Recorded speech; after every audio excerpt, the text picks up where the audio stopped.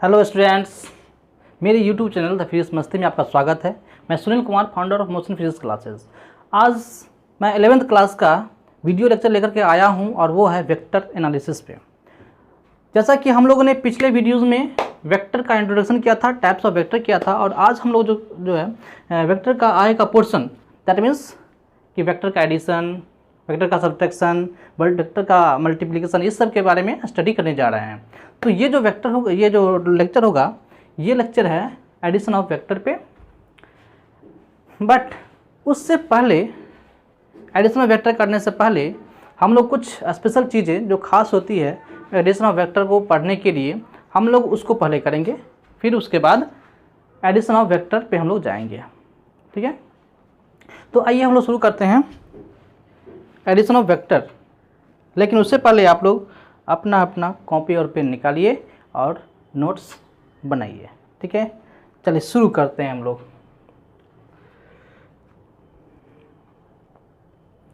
जैसा कि हम लोगों ने, मैं पहले पीछे का रिकॉल करवा देता हूँ आप लोगों को, पिछले लेक्चर का। जैसा कि हम लोगों ने पिछले लेक्चर में magnitude of A vector quantity जो 3D में रखा हुआ है, मान लीजिए कोई पॉइंट यहाँ पे रखा हुआ है जो 3D एक्सिस में है, एक्स में कुछ पोजीशन, वाई में कुछ पोजीशन और जेड में कुछ पोजीशन है। सपोज ये एक्स एक्सिस, ये वाई एक्सिस और ये जेड एक्सिस, ऐसे 3 एक्सिस है। और इस 3D एक्सिस में कोई पॉइंट है P जो रखा हुआ है, और इसका वैल्यू A B C ऐसे दिया हुआ हो।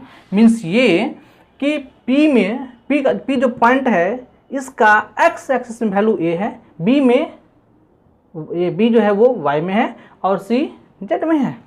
तो इसको वेक्टर फॉर्म में जो हम लोग लिखेंगे वो होगा P vector equal to AI cap plus BJ cap plus CK cap.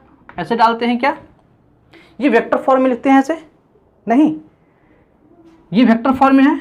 अब देखिए बुआ, यहाँ पे ये ओरिजिन है और ओरिजिन को हम लोग O मान रहे हैं। नहीं, ओरिजिन को हमने, इस पॉइंट को हमने माना O। अब अगर यदि ओरिजिन से एक लाइन इस पॉइंट तक ऐसे ड्रॉ किया जाए, तो ये जो लाइन होगा OP लाइन, ये पोजीशन वेक्टर हो जाएगा इस पॉइंट P का। नहीं, क्या हो जाएगा? ये पोजीशन वेक्टर। यहाँ पे हम कहेंगे कि ये OP जो हो गया, OP वेक्टर, ये हो गया पोजीशन वेक्टर। Position vector. यदि इसको हम कोई नाम दे देते हैं, मान लीजिए कि R वेक्टर हमने नाम दे दिया, तो यानी कि R वेक्टर इक्वल टू हो गया OP वेक्टर, मतलब position vector equal to position vector हो जाएगा। नहीं, यानी कि ये जो चीज है, क्या ये इसी पॉइंट के लिए लिखा गया है? ये R वेक्टर जो है इसी पॉइंट P के लिए लिखा गया है क्या? और ये क्या है? ये इस पॉइंट P का पोजीशन वेक्टर है ये यहाँ पर? नहीं। तो हम कहेंगे कि पोजीशन वेक्टर हमें किसी भी पॉइंट का पोजीशन बताता है, चाहे वो किसी प्लेन में हो या फिर 3D एक्सिस में हो। नहीं, 3D एक्सिस में हो या फिर किसी प्लेन में हो।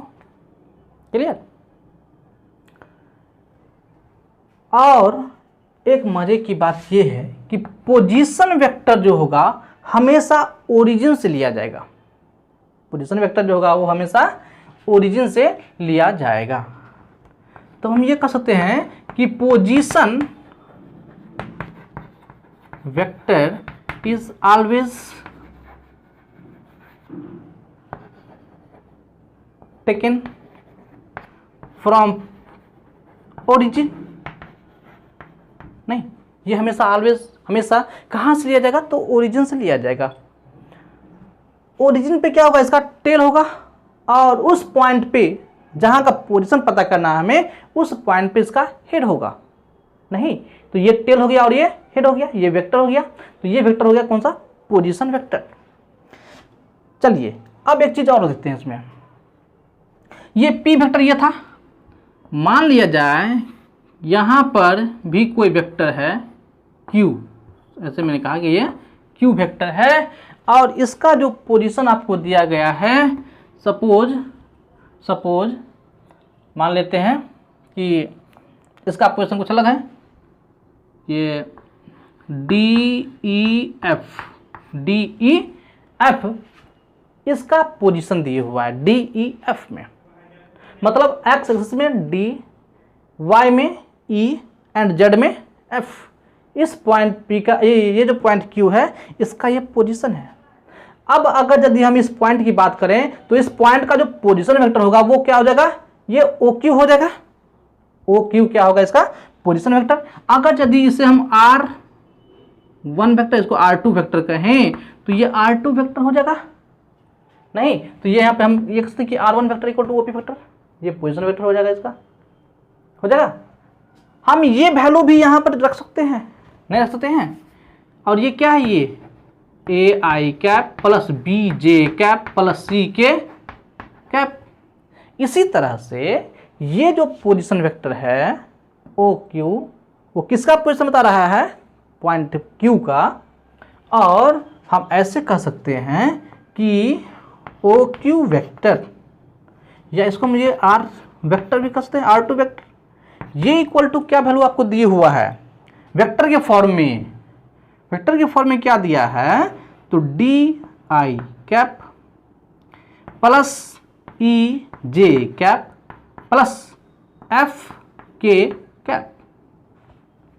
नहीं मतलब ये हो गया पोजीशन वेक्टर किसका, Q पॉइंट का। क्लियर है, ये हो जाएगा Q पॉइंट का पोजीशन वेक्टर। अब देखिए इस पॉइंट को हम इस पॉइंट से मिला दें, मतलब P को Q से मिला दें, तो ये जो स्ट्रेट लाइन है, ये जो लेंथ है, ये कहलाएगा आपको displacement vector. Displacement vector DISP short में लिखे हैं, और ये हो जाएगा डिस्प्लेसमेंट वेक्टर। तो हम ऐसे कह सकते हैं बुआ यहाँ पे कि डिस्प्लेसमेंट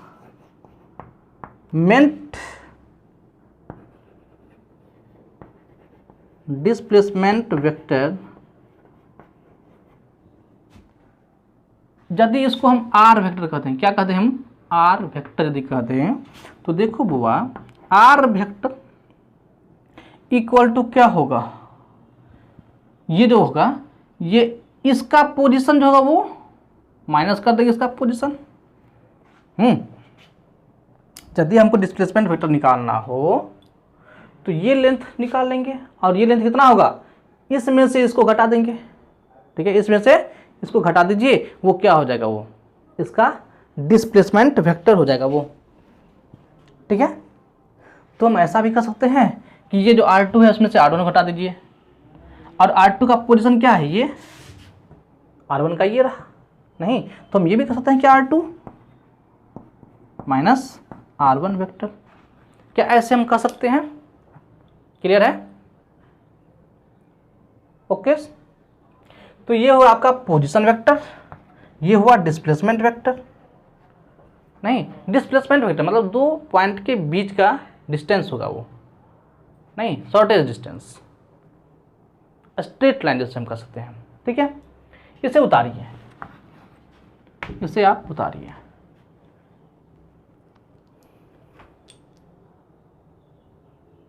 ठीक है, वीडियो पॉज करके आप इसे उतार सकते हैं। अब देखिए बुआ,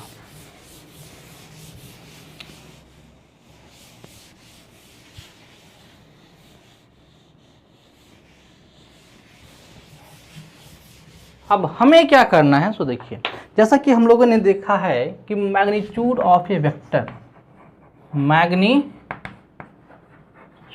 ऑफ ए वेक्टर निकालना हो, मैग्नीट्यूड ऑफ ए वेक्टर। ठीक है, हम लोग कैसे निकालते हैं मैग्नीट्यूड। अगर यदि सपोज यही एग्जांपल है हमारे पास कि वेक्टर P इक्वल टू लिखा गया है AI cap plus BJ cap plus CK cap, तो mod of vector, modulus of vector P, इसको बोलते हैं magnitude of vector P, magnitude of vector P, या इसको हम लोग सिंपली P से लिखेंगे ऐसे। ये भी मैग्नीट्यूड हुआ और ये भी दोनों एक ही चीज़ है। ये वेक्टर में मॉड लगा दिया तो मैग्नीट्यूड हो गया, ये सिंपल P लिख दिए हैं, ये क्या है मैग्नीट्यूड है। और वो अरे ये इक्वल टू होता है अंडर रूट ए स्क्वायर। ये जो एक्स एक्सिस का जो मैग्नीट्यूड है वो उसका स्क्वायर, प्लस वाई एक्सिस का जो मैग्नीट्यूड होगा वो उसका स्क्वायर, प्लस जेड का जो मैग्नीट्यूड होगा उसका स्क्वायर। ऐसे हम लोग कर देंगे, करेंगे। तो ये क्या हो गया, ये हो गया magnitude of A vector, magnitude हो गया इसका, नहीं ठीक है। जैसे एग्जांपल हम लेते हैं एक कि वेक्टर ए इक्वल टू आपको दिया गया है 3i cap minus 2j cap plus 2k cap, ऐसे दिया गया है। आपसे कह रहा है कि फाइंड मैग्नीट्यूड ऑफ वेक्टर ए, मतलब कि मॉड ऑफ वेक्टर ए या फिर ए इक्वल टू व्हाट, क्या होगा। आप क्या करेंगे कि मॉड ऑफ वेक्टर ए निकालेंगे, मॉडुलस ऑफ वेक्टर ए निकालेंगे equal to under root A square. एक जगह पर क्या है 3 प्लस माइनस 2 का स्क्वायर, देखिए कंपेयर कीजिए इसे, माइनस 2 का स्क्वायर, फिर क्या होगा प्लस 2 का स्क्वायर। इसको हल कीजिए, 9 प्लस 4 प्लस 4 कितना हो गया अंडर रूट 17। यानी कि मॉड ऑफ वेक्टर ए या फिर ए जो होगा इक्वल टू कितना हो गया 17। यही आपका आंसर है, यही इसका मैग्नीट्यूड हो गया। ठीक है, इतना तो हम लोग जानते हैं, समझ गए इतना चीज। नेक्स्ट आगे कीजिए, आप वीडियो पॉज कीजिए, इसे नोट कीजिए। Now I am going to erase it. Okay, चिट्ठी न कोई संदेश, जाने वो कौन सा देश जहाँ तुम चले गए। ठीक है, ओके, ध्यान दीजिए। अब देखिए हम लोग कुछ और से पढ़ने जा रहे हैं कि एंगल बिटवीन टू वेक्टर किसको कहेंगे। एंगल बिटवीन टू वेक्टर किसको कहेंगे, नहीं angle between two vector, angle between two vector. दो वेक्टर है, दो वेक्टर मान लीजिए, एक वेक्टर ये और एक वेक्टर ये। सपोज कीजिए दो वेक्टर ये रहा, ये रहा दो वेक्टर ये, एक वेक्टर ए और ये एक वेक्टर। ठीक है, इसका ये हेड, इसका ये हेड, इसका ये टेल, ये और ये वाले इसका टेल, नीचे वाला टेल है, ऊपर वाला हेड है। यदि दोनों वेक्टर का हेड से हेड मिलेगा या फिर टेल से टेल मिलेगा, इसके बीच जो एंगल बनेगा, चाहे हेड से हेड मिले या फिर टेल से टेल मिले, उसके बीच जो एंगल बनेगा उसी एंगल को हम लोग बोलेंगे एंगल बिटवीन टू वेक्टर्स। नहीं, ठीक है, तो हम लोग क्या कहेंगे, व्हेन हेड टू हेड, नहीं H H, head to head, और टेल टू टेल, मतलब टी टी मतलब टेल टू टेल। ठीक है, टी से टेल हो गया, और टी हेड टू हेड या फिर टेल से टेल मिले, व्हेन हेड टू हेड और tail to tail of two vectors, two vectors meet at a point, the angle formed is said to be as angle between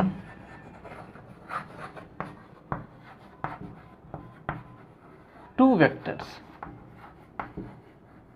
ठीक है, अब ध्यान दीजिए, एग्जाम्पल देखिए कैसे।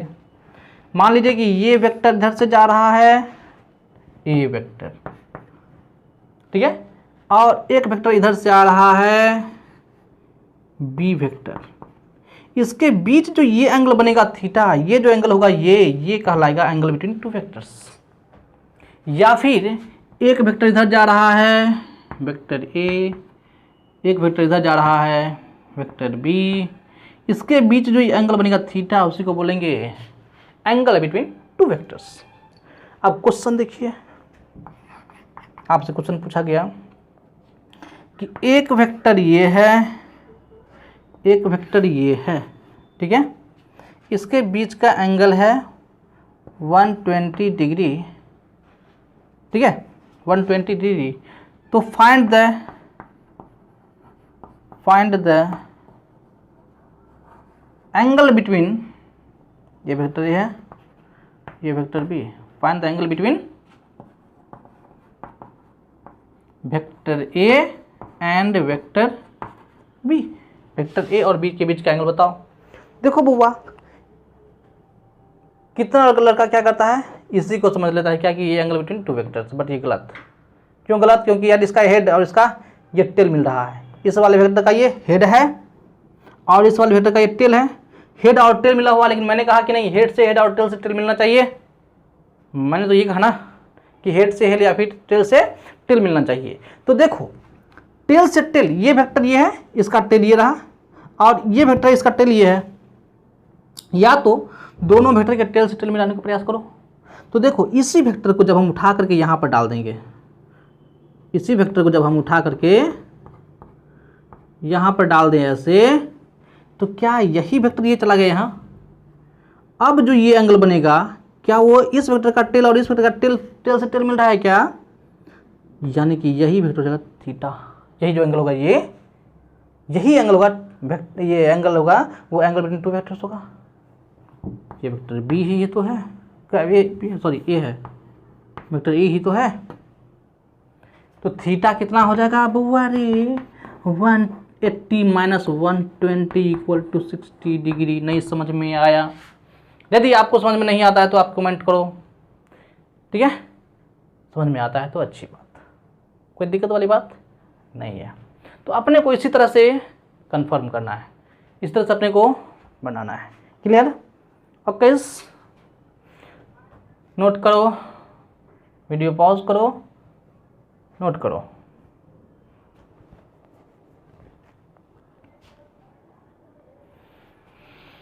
Now I am going to study about the addition of vector.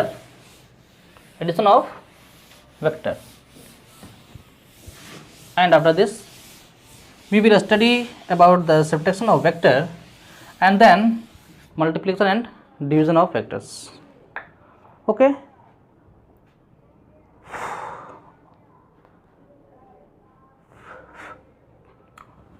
Now, study about addition of vectors.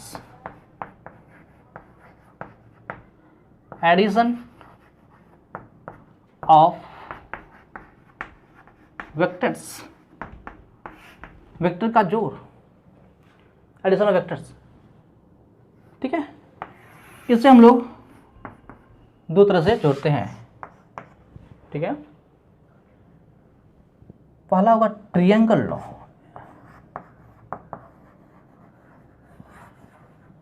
Triangle law of addition, और दूसरा जो होगा वो होगा parallelogram law. Parallelogram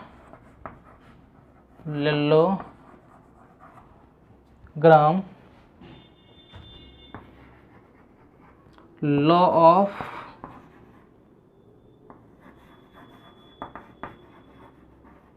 addition of vector, नहीं, पैरेललोग्राम लॉ, और ये है ट्रायंगल लॉ।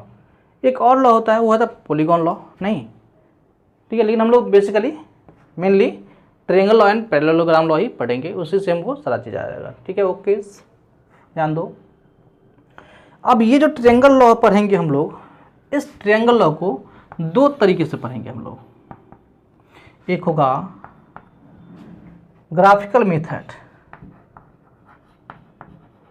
ग्राफिकल मेथड, या इसी को बोलते हैं हम लोग क्या चीज, ज्योमेट्रिकल मेथड। क्या बोलते हैं इसको, ज्योमेट्रिकल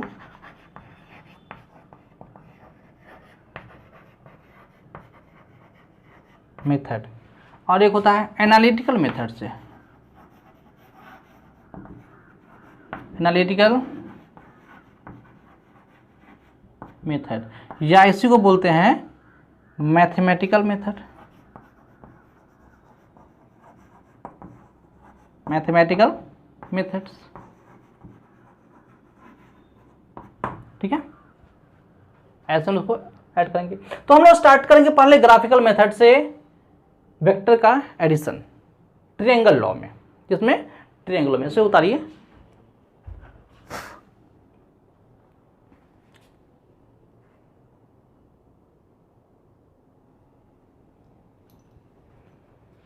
ठीक है, हो गया।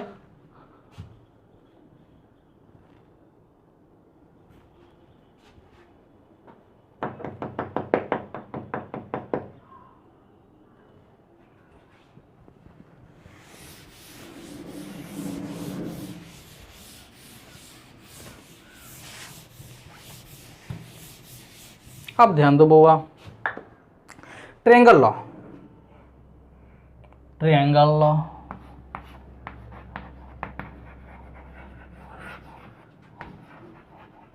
Triangle law of vector addition, नहीं triangle law of vector addition. देखो ट्रायंगल लॉ क्या कहता है कि मान लो कोई ट्रायंगल है, ये ट्रायंगल है, ये क्या है, ट्रायंगल है, मैंने मान लिया त्रिभुज है, ट्रायंगल है, हिंदी में कहते हैं त्रिभुज, तीन को भुजा वाला त्रिभुज।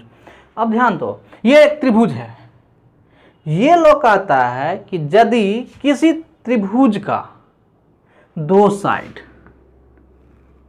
दो वेक्टर को रिप्रेजेंट करता है, यदि किसी ट्रायंगल का दो साइड, ठीक है, दो वेक्टर को रिप्रेजेंट करता है in same order. Same order कहने का मतलब कि एक ही डायरेक्शन होगा। देखिए डायरेक्शन, जैसे ये इधर जा रहा तो ये भी ऐसे जा रहा होगा। ऐसा नहीं कि ये इधर जा रहा है तो ये इधर आ रहा है, ये ऑपोजिट हो गया। या फिर ये ऐसा है तो ये ऐसा होगा, ऐसा नहीं होगा। मान लो कि ये ट्रायंगल है हमारा, इस ट्रायंगल में मान लिया जाए कि ये साइड जो है वो एक वेक्टर को रिप्रेजेंट करता है ऐसे इस दिशा में, तो दूसरा जो साइड होगा वो सेम ऑर्डर, मतलब इसका जो ऑर्डर ये ऐसे जा रहा है तो ये ऐसे ही जाएगा सीधा की ओर ऐसे। मतलब ये यदि ये वेक्टर ए है, ये वेक्टर बी है, ये वेक्टर ए और ये वेक्टर बी है, मतलब ए वेक्टर और बी वेक्टर जो है किसमें है, वो सेम ऑर्डर में है। देखो तो है कि नहीं, ये और ये एक ऑर्डर में, ये ऐसे गया ऐसे चला गया, नहीं है ना, ये ऐसे गया और फिर ये वापस ऐसे। तो दो साइड यदि दो वेक्टर को रिप्रेजेंट करता है सेम ऑर्डर,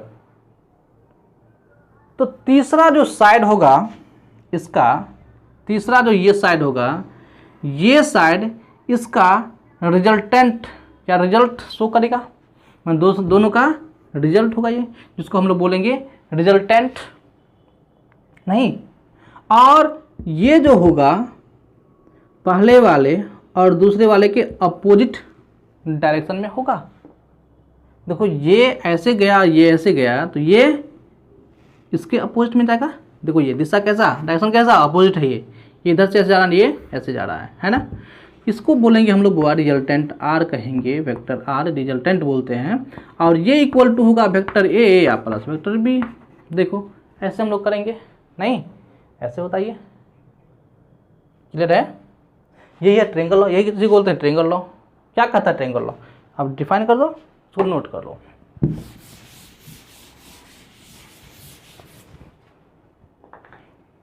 लिखो कि if two sides of A triangle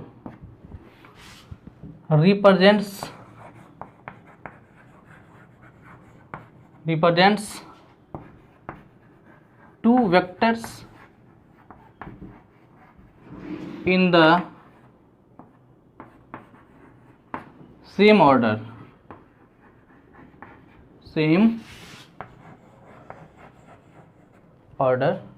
in the same order, then the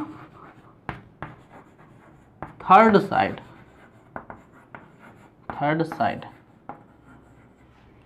represent its resultant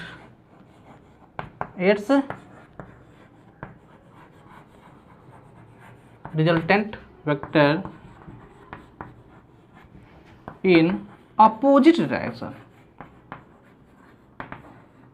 opposite direction, नहीं हुआ? मतलब कि ये एक वेक्टर, ये एक वेक्टर, ये वेक्टर ए, ये वेक्टर बी, इसका रिजल्टेंट कैसा होगा? ये होगा कि नहीं होगा? अरे हाँ कि ना, ये ऐसे नहीं, ये होगा इसका रिजल्टेंट और ये होगा इसका ए और बी वेक्टर, ये ए वेक्टर और ये बी वेक्टर, इसका डायरेक्शन इधर से इधर। ये जो रिजल्टेंट होगा आर वेक्टर इक्वल टू हम कहेंगे कि vector A plus vector B. Figure बना दो फटाफट।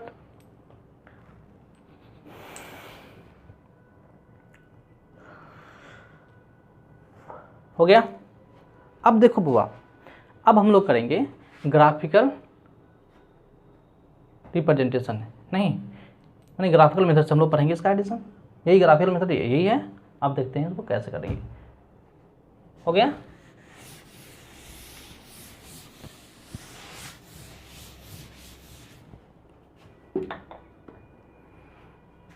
अब देखो ग्राफिकल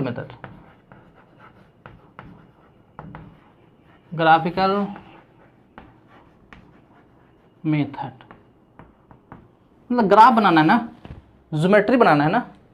नहीं, अरे मान लिया जाए कि ये एक वेक्टर ए, ये एक वेक्टर ए इधर जा रहा है, दिशा इसका ऐसे है, दूसरा वेक्टर ए ऐसे है, ये बी। नहीं, इसको हमें ऐड करना है। क्या करना है बाबू? ऐड करना है। तो हम लोग क्या करेंगे, एक वेक्टर को उठाएंगे और इसके माथे पर दूसरे वेक्टर का टेल डाल देंगे। ये वेक्टर लेंगे, इसके माथा पर इसे उठाओ और ऐसे डाल दो इसको, इसके माथा पर इसका टेल डालो इस पर, तो कैसे बन जाएगा जरा बताओ तो, कैसा बनेगा? ये फिगर बनेगा ऐसा, ये हो जाएगा ये ऐसा, ये वेक्टर ऐसा, नहीं ये वेक्टर ये, तो कैसा? तो ऐसा।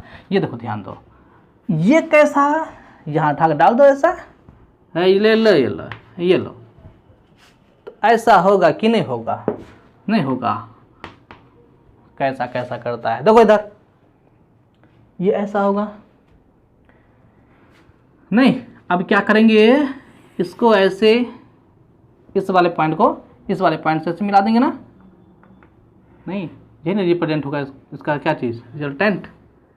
ये रहा रिजल्टेंट इसका, यही तो है आर वेक्टर। और ये बराबर क्या होगा? Vector A plus vector B होगा कि नहीं होगा? बिल्कुल होगा।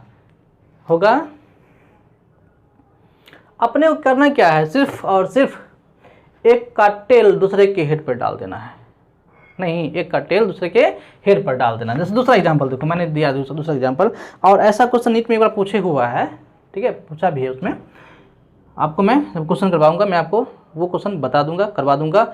और इसका जो DPP है, डेली प्रॉब्लम प्रैक्टिस, ये मैं इसमें डाल दूंगा। अच्छा ठीक है।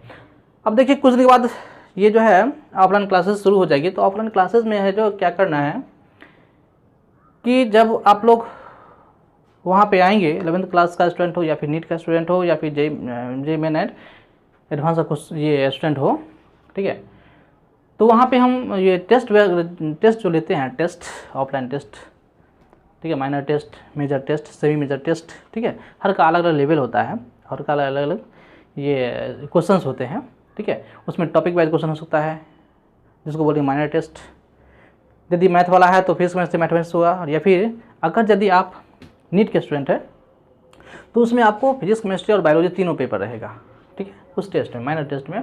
तो उसमें टॉपिक वाइज टॉपिक हम लोग क्या करते हैं कि उसमें टेस्ट आपका होगा, और बहुत ही अच्छा सीक्वेंस से आपका टेस्ट होगा, ठीक है, आपको भी अच्छा लगेगा देने में। तो आप यदि ऑफलाइन क्लास में आते हैं तो आपको ये सब बेनिफिट वहाँ पे मिलेगा। एक्चुअली है क्या कि ऑनलाइन क्लासेस में जो हम DPP डालेंगे वो बहुत कम रहता है, शॉर्ट रहता है, छोटा सा रहता है, ठीक है, लेकिन इसका जो मेन चीज़ होता है वो ऑफलाइन क्लासेस में आपको प्रोवाइड किया जाता है, ठीक है। तो यदि आप ज्वाइन करना चाहते हैं तो आप ज्वाइन कर सकते हैं, एडमिशन ओपन हो चुका है। तो खैर ये देखो, हम लोग दूसरा एग्जाम्पल लेते हैं। मान लिया जाए कि एक वेक्टर ऐसे जा रहा है, ये लो ए वेक्टर ये रहा, दूसरा वेक्टर बहु ऐसे जा रहा है, मान लो कि ये वेक्टर बी है। अब इसको ऐड करो, क्या करो, दोनों वेक्टर को ऐड करो। क्या करेंगे हम लोग, ऐड कैसे करेंगे? तो देखो बुआ, ये वेक्टर ए रहा और इस पर क्या करेंगे, ये तो वेक्टर ए है, इसके माथे पर इसको उठाओ और डाल दो, तो कैसा बनेगा ये, ऐसा बनेगा कि नहीं बनेगा? देखो तो ये वेक्टर बी रहा, रिजल्टेंट वेक्टर किधर जाएगा, बस यहाँ से सीधे उठाओ, यहाँ मिला दो ऐसे, ये रिजल्टेंट वेक्टर हो गया, होगा कि नहीं होगा? और आर इक्वल टू क्या होगा, A plus B, R equal to A plus B. यही तो है ग्राफिकल मेथड, यही तो हमको समझना है ग्राफ से, इसको बोलते हैं ज्योमेट्रिकल मेथड। नहीं, यही है, कुछ और तो नहीं है, नहीं हो जाएगा क्या? हाँ, मान लिया जाए वेक्टर ए ऐसे गया, वेक्टर बी ऐसे गया। अब इसको जोड़ो, क्या करोगे, ये वेक्टर ऐसे, वेक्टर ए, ये वेक्टर ऐसा, नहीं ये वेक्टर बी, रिजल्टेंट कैसे हो जाएगा, रिजल्टेंट ऐसे, देखो ये रिजल्टेंट ये आर। अरे बोलो होगा कि नहीं होगा, कहीं पर कोई शक की वाली बात नहीं है। ओके, थैंक्स, नोट कीजिए इसे।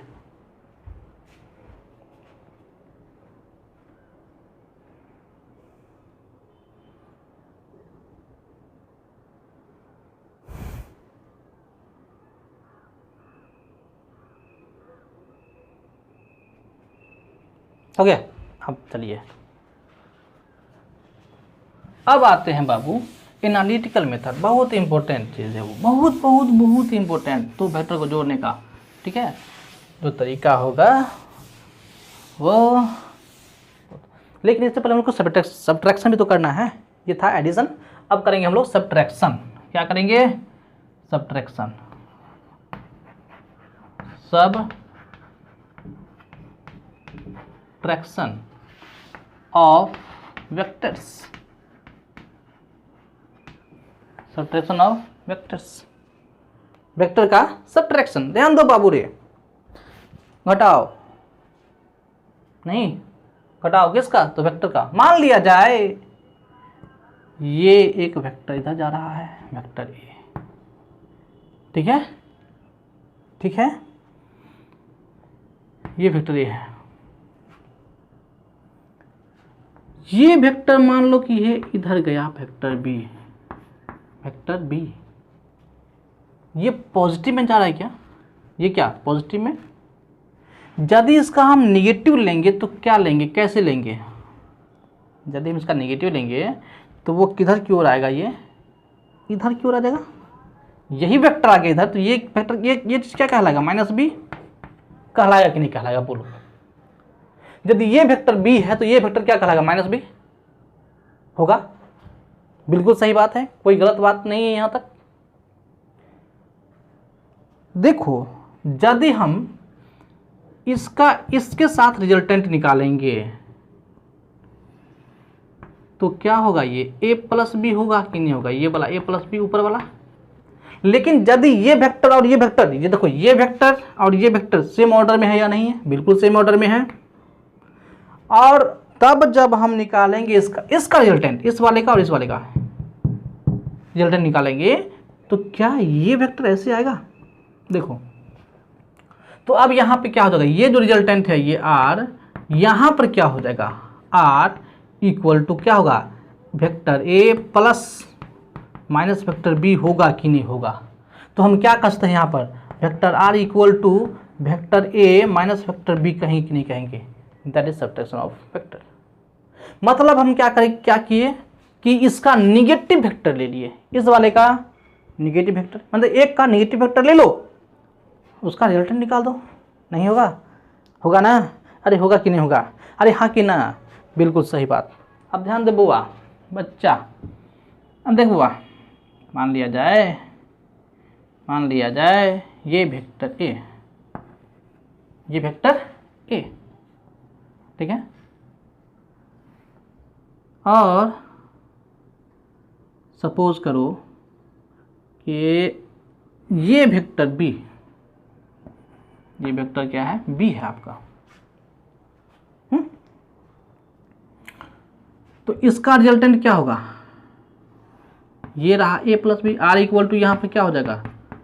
ए वेक्टर प्लस बी वेक्टर, ऐसे नहीं। लेकिन जब इसी चीज़ का हम निगेटिव वेक्टर लेंगे, बी वेक्टर का निगेटिव, या फिर एक किसी का ले लो, तो क्या होगा? एक निगेटिव होगा। यदि हम इसका निगेटिव वेक्टर लेते हैं तो डायरेक्शन क्या होगा? चेंज हो जाएगा। तो डायरेक्शन हो जाएगा इधर, देखो जस्ट अपोजिट हो जाएगा। मैग्नीट्यूड इक्वल है, मैग्नीट्यूड क्या है? इक्वल वेक्टर बी, है ना? इतना होगा कि नहीं होगा? अब इसका इसके साथ, ये माइनस वेक्टर भी है, अब इसका इसके साथ क्या करो? रिजल्टेंट निकाल दो। इसका इसके साथ रिजल्टेंट निकालो तो क्या हो जाएगा? सो देखो, यहां से हम क्या करेंगे? शुरू करेंगे और यहां तक मिलाएंगे इसका रिजल्टेंट निकालने के लिए।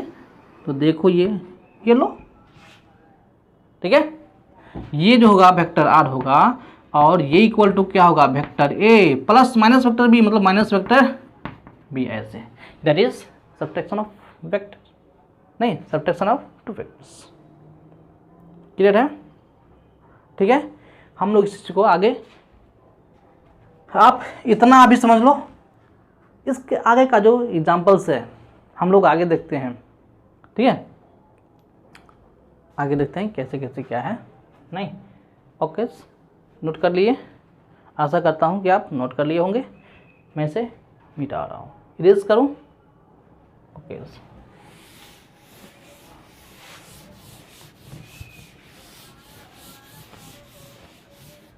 अब आ जाओ बुआ, analytical method of vector addition. नहीं,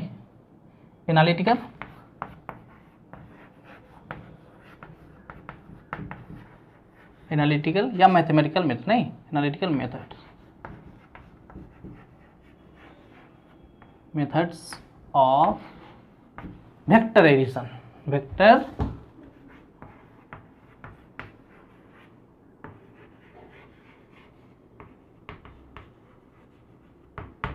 ठीक है, analytical method of vector addition. Clear है? अब ध्यान दो बुआ, इसके लिए हम लोग क्या करेंगे? हम क्या करेंगे इसके लिए कि एक वेक्टर ये ले लिए, ठीक है, एक वेक्टर हम ले लेंगे, ये मान लेते हैं कि ये एक वेक्टर है, ठीक है, ऐसे। ये मैंने माना कि ये वेक्टर ए है, ठीक है, ये वेक्टर मैंने माना कि बी वेक्टर है। क्या है ये? वेक्टर बी है ये लो, नहीं ये वेक्टर बी मानो। क्लियर? ये वेक्टर बी, ठीक है, ओके, अच्छा। तो इसका रिजल्टेंट कैसे होगा? रिजल्टेंट ये रहा वेक्टर सी, ये रहा इसका रिजल्टेंट वेक्टर, वेक्टर आर, नहीं वेक्टर आर। क्लियर? अच्छा, अब देखो हम लोग क्या करने वाले हैं। हम क्या करते हैं, मान लीजिए कि ये ए पॉइंट है, ये बी पॉइंट है, ये सी पॉइंट है, मान लेते हैं, नहीं ए बी सी, मतलब ये कोई ट्रायंगल है, इसके ये साइड और ये साइड दिया गया है, मतलब ये वेक्टर ए, ये वेक्टर बी, तो ये वेक्टर सी। वेक्टर ए और वेक्टर बी के बीच का जो एंगल है वो हमने माना थीटा। क्या मैंने माना? थीटा। हम क्या करेंगे, इतना बड़ा वेक्टर यहाँ बनाएंगे, नहीं उसको मान लेंगे थीटा, और एक परपेंडिकुलर यहाँ से हम ड्रॉ कर रहे हैं, परपेंडिकुलर, और इस वाले लाइन को ही हम आगे क्या कर रहे हैं, आगे ऐसे मिला रहे हैं। मतलब क्या यही वेक्टर है क्या, ये यही वेक्टर यहाँ पे है कि नहीं है? अरे हाँ कि ना, चलो मान लिया ये चीज़ है। अब देखो एंगल बिटवीन टू वेक्टर जो है वो थीटा है, मतलब ये एंगल थीटा होगा, ये क्या होगा, ये एंगल होगा थीटा। ये वेक्टर बी, ये वेक्टर इसी का ये है यहाँ पे ए, तो इसका वैल्यू कितना होगा, कितना बहुआ, ए ही है। ये दोनों वेक्टर के बीच का एंगल है थीटा। क्लियर है क्या? अच्छा, बी का मैग्नीट्यूड कितना होगा, बी वेक्टर बी का मैग्नीट्यूड क्या होगा, बी वेक्टर ए का मैग्नीट्यूड कितना होगा, ए होगा। ये देखो ये चीज़ कि बउआ रे, अगर यदि ये वेक्टर बी है तो इस पोजीशन में यदि ये वैल्यू हमको निकालना है, ये मान लो कि ओ पॉइंट है, ये मैंने मान लिया ओ पॉइंट है या डी पॉइंट है, ठीक है, मान लो डी पॉइंट है। यदि हमें ये वैल्यू निकालना है, ये वैल्यू निकालना है, तो इसके लिए हमें क्या पता है कि ये वैल्यू पता है, इसका मैग्नीट्यूड, इसका जो डिस्टेंस है वो पता है, और इस एंगल पता है पता। यानी देखो आप यहाँ से, तो ये equal to B D equal to क्या होगा, सो देखो तो बी डी निकालना हो तो हमें क्या पता है, एंगल पता है, और इसका क्या पता है, ये हाइपोटेन्यूज, क्योंकि ये एक राइट एंगल ट्रायंगल हमको दिख रहा है। और जब ये राइट एंगल ट्रायंगल दिख रहा है, समकोण त्रिभुज दिख रहा है, तो समकोण त्रिभुज में ये हो जाएगा आधार, ये हो जाएगा लंब, और ये हो जाएगा कर्ण, नहीं ये बेस, ये परपेंडिकुलर, और ये हाइपोटेन्यूज। हाइपोटेन्यूज का जो वैल्यू है वो है बी। तो यदि हमें बेस निकालना हो तो बेस निकालने के लिए जो हम लोग फॉर्मूला यूज करेंगे कॉस थीटा का, यानी कि cos theta equal to B D upon B C होगा ना। और बी सी इक्वल टू क्या दिया है आपको, बी, क्योंकि वेक्टर बी का जो मॉड होगा, मैग्नीट्यूड होगा, वो बी होगा। तो ये कहेंगे कि बी डी अपॉन बी। तो बी डी इक्वल टू क्या होगा बुआ, देखो तो बी कॉस थीटा, मतलब ये जो वैल्यू हो गया आपका बी डी, ये हो गया बी कॉस थीटा, नहीं। अच्छा, हमें ये निकालना हो तो ये क्या है, परपेंडिकुलर, मतलब लंब है, तो लंब में और कर्ण में किसका रिलेशन होगा, साइन थीटा का होता है ना। यानी हम ये कह सकते हैं कि sine theta equal to C D upon B C. C D हमको निकालना है, अपॉन बी सी हमें पता है कि वो बी है, तो सी डी इक्वल टू क्या होगा बुआ रे, देखो तो सी डी इक्वल टू क्या हो जाएगा, बी साइन थीटा। मतलब ये जो डिस्टेंस है ये कितना निकल गया हमको, बी साइन थीटा आ गया। ओके, यहां तक कोई परेशानी तो नहीं। अच्छा, अब देखो इस होल ट्रायंगल को तुम देखो, पूरे त्रिभुज को तुम देखो, तो तुम्हें नजर आ रहा होगा कि यह एक समकोण त्रिभुज है, मतलब राइट एंगल ट्रायंगल है, समकोण त्रिभुज राइट एंगल ट्रायंगल है, ये है ना। देखो ये वाला एंगल, अरे है कि नहीं है। जब राइट एंगल ट्रायंगल है तो in triangle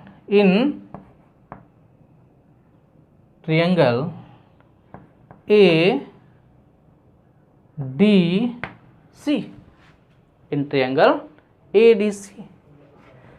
A D C में हम लोग क्या करेंगे, ये हो गया क्या चीज, कर्ण, ये क्या आधार, ये क्या लंब कहेंगे। यदि हम ये एंगल लेते हैं तो, अगर यदि ये एंगल हम ले रहे हैं, ये इसको हमने माना कि अल्फा है ये, और ये क्या कौन सा एंगल है, तो ये रिजल्टेंट का एंगल है। इसका एंगल है ये, रिजल्टेंट जो एंगल बना रहा है वेक्टर ए से, वो एंगल है, ठीक है। तो इसमें हम लोग क्या करेंगे कि पाइथागोरस थ्योरम लगा दो। हम जानते हैं कि अरे हमें क्या निकालना, क्या है, हमें तो रिजल्टेंट निकालना है ना, कि रिजल्टेंट का वैल्यू क्या होगा। तो रिजल्टेंट निकालने के लिए हम लोग क्या करते हैं कि दो वेक्टर को तो जोड़ते हैं ना, ये रिजल्टेंट निकालना है। तो यदि ये निकालना है तो ये वैल्यू मुझे पता हो गया, ये वैल्यू मुझे पता हो गया, तो ये क्या, ये निकलेगा नहीं, ये इसका जो मैग्नीट्यूड होगा, क्या निकालेंगे हम लोग, रिजल्टेंट का मैग्नीट्यूड। इसके लिए पाइथागोरस थ्योरम हम लोग लगाएंगे। पाइथागोरियन थ्योरम जो है उसको याद कीजिए। आप जानते हैं कि पाइथागोरस थ्योरम क्या है? फ्रॉम पाइथागोरस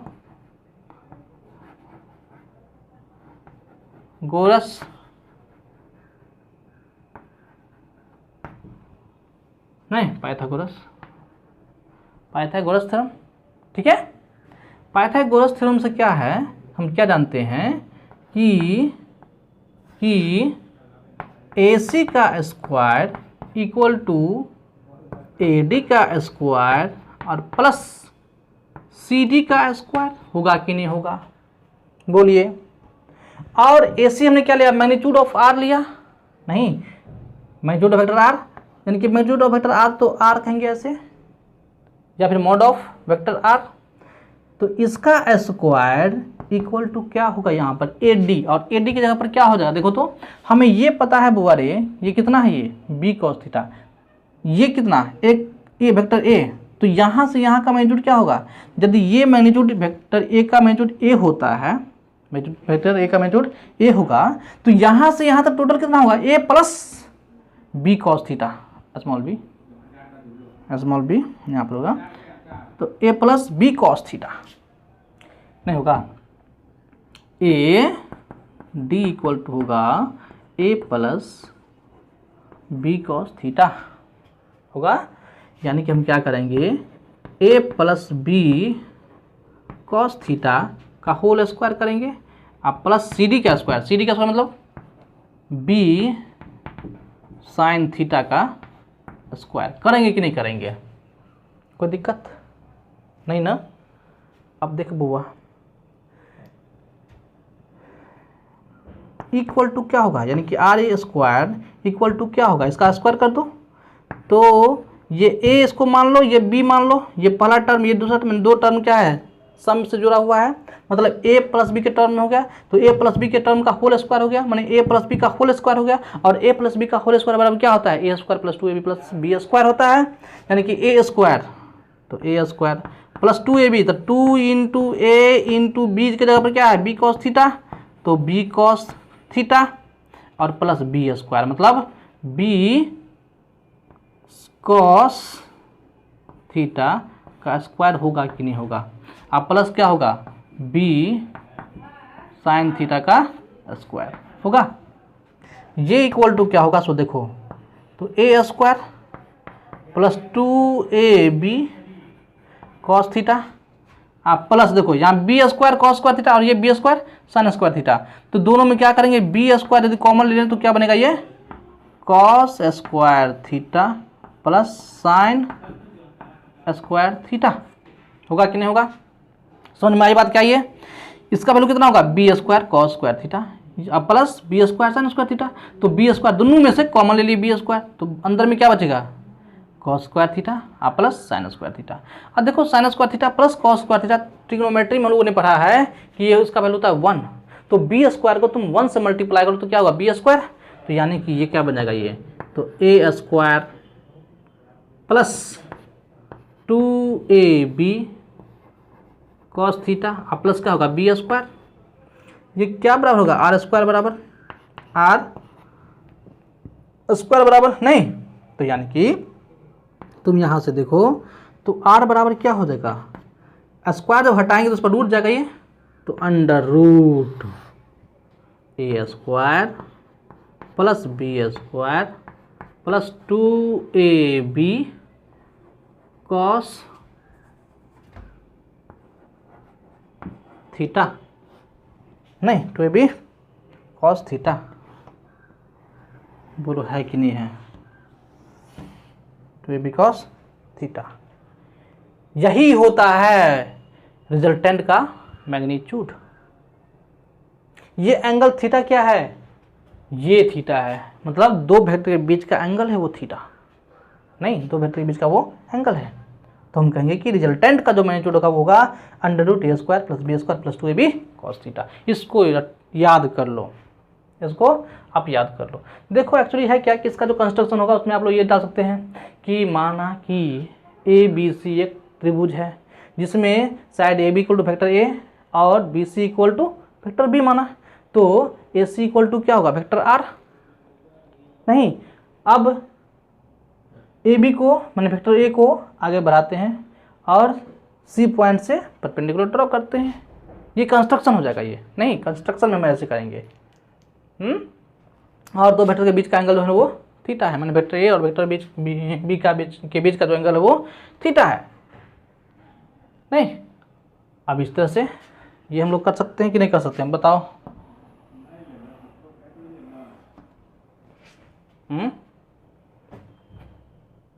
क्लियर है? उतारो उतारो।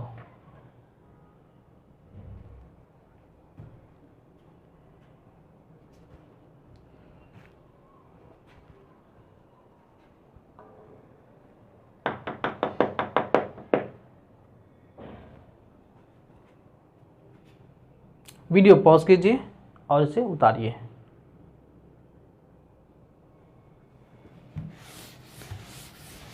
ठीक है,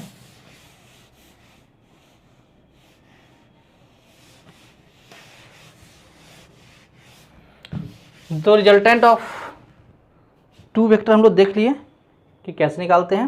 नहीं, अब देखिए ये जो रिजल्टेंट कितना एंगल पर, कितना डिग्री पे इंक्लाइंड है, उसको निकालने के लिए हम लोग क्या करेंगे। तो देखो ये क्या है, अल्फा। नहीं, ये परपेंडिकुलर और ये क्या है, बेस। परपेंडिकुलर और ये बेस। नहीं, तो हम यहाँ पर कहेंगे कि tan अल्फा इक्वल टू क्या होगा, B. tan theta equal to क्या होता है, पी बाई बी होता है ना। tan थीटा इक्वल टू होता है पी बाई बी। पी मतलब परपेंडिकुलर अपॉन बी मतलब बेस, मतलब इस ट्रायंगल के लिए ये परपेंडिकुलर और ये बेस हो जाएगा, यहाँ से यहाँ तक एडी बेस हो जाएगा। तो हम क्या कहेंगे कि C D upon A D. बोलो होगा कि नहीं होगा।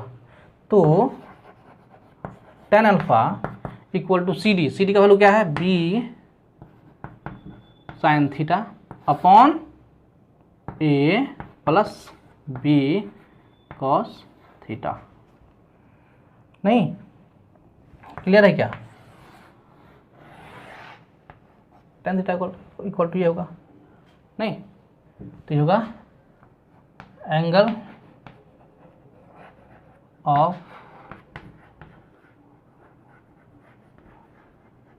Resultant R with vector A. Okay, यदि हम अल्फा निकालना चाहते हैं तो अल्फा इक्वल टू हम tan इनवर्स कर सकते हैं ऐसे। नहीं, तो अल्फा इक्वल टू देखो, ये अल्फा यदि निकालेंगे बुआरे, तो ऐसे में क्या होता है, ये जो tan है उस पर इन्वर्स लग जाता है पावर। मैं tan, इसको मैं ऐसे लिख सकते हैं tan इन्वर्स, और ये क्या है, ये b sign theta upon A plus B cos theta. तो ये भी हो सकता है और ये भी होता है। इससे हम लोग tan से एंगल को कोरिलेट करके हम लोग निकाल लेंगे। नहीं होगा। ओके, तो आज हम लोगों ने पढ़ा वेक्टर का एडिशन, वेक्टर का subtraction, magnitude of vector, angle between vectors, इसको हम लोगों ने देखा। नेक्स्ट वीडियोस में हम लोग वेक्टर का एडिशन देखेंगे, वो दूसरे मेथड से, वो है पैरेललोग्राम मेथड से। ठीक है, वहाँ भी रिजल्टेंट आर जो निकलेगा वो यही निकलेगा, लेकिन वो निकलेगा पैरेललोग्राम मेथड से। ठीक है, और उसके बाद हम लोग क्या करेंगे, कुछ क्वेश्चंस इससे रिलेटेड, वेक्टर एडिशन से रिलेटेड क्वेश्चंस बनाएंगे, और वहाँ पर देखेंगे कि हम लोग कैसे बनाते हैं। ठीक है, थैंक यू, बाय बाय।